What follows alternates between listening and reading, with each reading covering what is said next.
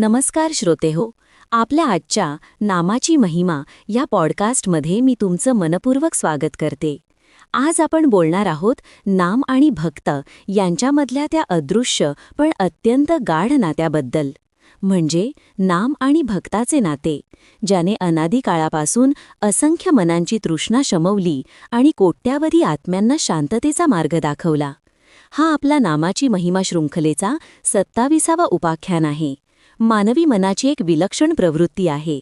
त्याला आधार हवा असतो, शक्तीची जाणीव हवी असते आणि सर्वात महत्त्वाचं म्हणजे त्याला जोडण्याचा बिंदू हवा असतो.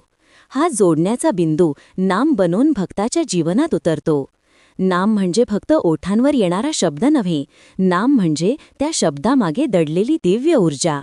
जेव्हा भक्त त्या नामाला आपल्या हृदयाशी जोडतो, तेव्हा त्या क्षणी दोघांमध्ये एक अद्वैतसारखा संगम होऊ लागतो.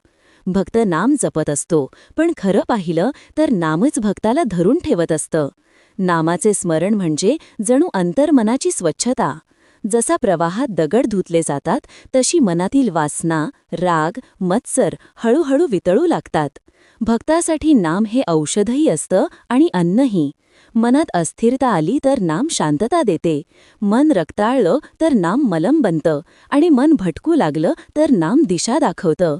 नाम आणि भक्ताचं नातं हे अगदी वैयक्तिक असतं. त्यात दिखावा नसतो, तत्वज्ञानाची गुंतागुंत नसते.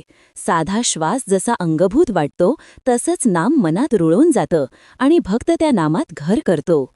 भक्त जेव्हा नामाशी एकरूप होतो, तेव्हा त्याला देव शोधायला बाहेर जाण्याची गरजच उरत नाही. कारण देवाचं स्वरूपच नामात प्रकट होतं. कधी करुणेतून, कधी सामर्थ्यातून आणि कधी अगदी शांत निशब्द अनुभूतीतून. अनेक संत म्हणतात की नाम हे ईश्वराचं जिवंत रूप आहे. भक्ताने नामाला जितकं प्रेम दिलं, तितकं ते नाम त्याच्या जीवनात प्रकाश पेरतं. काळ, परिस्थिती, अडचणी काहीही असो, नाम हा भक्ताचा अविचल साथीदार बनतो. मित्र बदलतात, परिस्थिती बदलते, मनाचे आवेगही बदलतात, पण नाम हे एकच गोष्ट आहे जी भक्ताच्या छातीत स्थिर राहते, आधार देत राहते. शेवटी नाम आणि भक्ताचं नातं हे सांगतं की ईश्वर हा दूर कुठे नाही, तो आपल्या ओठांवरच्या एका छोट्या शब्दात आणि मनाच्या खोल कप्प्यात वसलेला आहे. फक्त आपण त्या नामाशी प्रामाणिक राहायचं, स्मरणात, भावनेत आणि निष्ठेत, आणि मग हळूहळू भक्ताचं जीवन नामाच्या प्रकाशाने उजळून निघतं. आजच्या ह्या चिंतनात तुम्हाला काही शांत क्षण मिळाले असतील अशी आशा आहे. अशाच आध्यात्मिक विषयांसाठी आमचा पॉडकास्ट ऐकत रहा. पुन्हा भेटू. तोपर्यंत नामस्मरण करत रहा, आनंदी रहा. नमस्कार.